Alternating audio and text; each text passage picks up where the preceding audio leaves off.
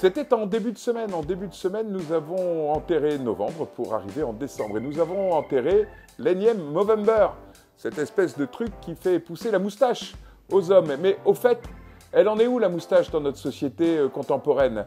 On s'est rapproché de Stéphanéas, qui est maître de conférences en sociologie à Rennes 2, pour essayer de répondre à certaines questions. Alors le Movember est né en 2003 à l'initiative de quelques potes en Australie qui ont décidé de se laisser pousser la stache pour sensibiliser le monde entier aux problèmes de santé typiquement masculins. Cancer de la prostate, cancer des testicules, mais aussi certaines dépressions qui seraient typiquement mâles. Il y en a pour tous les goûts et pour toutes les pathologies. Alors rapidement, l'idée a été reprise par toutes les marques de blaireaux, de rasoirs et de mousse pour porter un peu l'initiative et faire naître l'immense communauté des Mo Brothers, les frères de stache donc, qui laissent pousser le machin pendant que les Mo Sista, les sœurs de stache, qui sont leurs compagnes, encouragent leurs gaziers à continuer à porter le bidule. Le Movember, donc, comme Mo pour moustache et Vember pour Vember.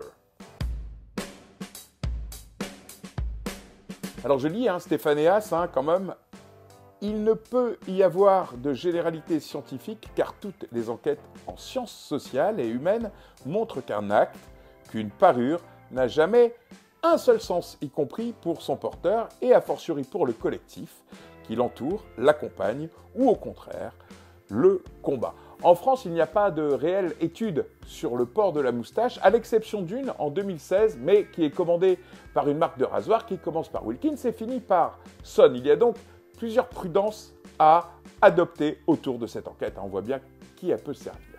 Pourtant, Stéphanéas estime qu'il y a plusieurs enseignements que l'on peut tirer. En France, la mode reste au glabre parce que c'est un signe de sérieux, c'est un signe de propreté aussi. La pilosité faciale, quant à elle, reste plutôt marginale. Elle serait pour les vacances ou pour les week-ends. Elle est aussi l'apanage de certaines professions un peu hype, comme les milieux culturels, branchouilles, et les médias aussi. Bam, la moustache ne revient pas à la mode en France en tout état de cause, même s'il n'existe aucune étude sérieuse sur le sujet. Ça peut être l'inverse dans certains pays, comme le Mexique ou l'Inde, où la petite moustache brune sous le pif peut s'apparenter à une marque de virilité ou de sagesse. Mais en France, porter la moustache reste un pari extrêmement osé qui peut vite tourner à la bérésina et à la grosse faute de goût. Il y a bien quelques influenceurs qui essayent de relancer la moustache, mais on voit bien que c'est pour faire un peu de flouze autour du phénomène. On note à peine quelques sportifs qui la portent à l'occasion.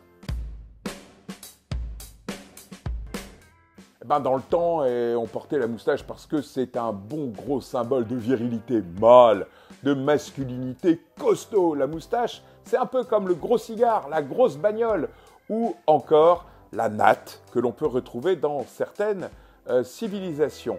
La moustache était un signe d'élégance parce que l'on faisait attention à sa pilosité faciale. En revanche, la barbe qui tombe drue, anarchique, dégueulasse, ça montrait qu'on n'était pas vraiment puissant.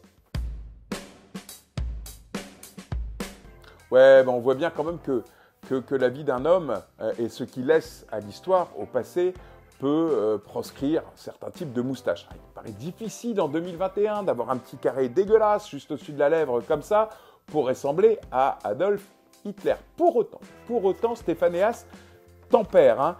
Il rappelle que établir une équation entre la moustache et un comportement serait exagéré et inapproprié.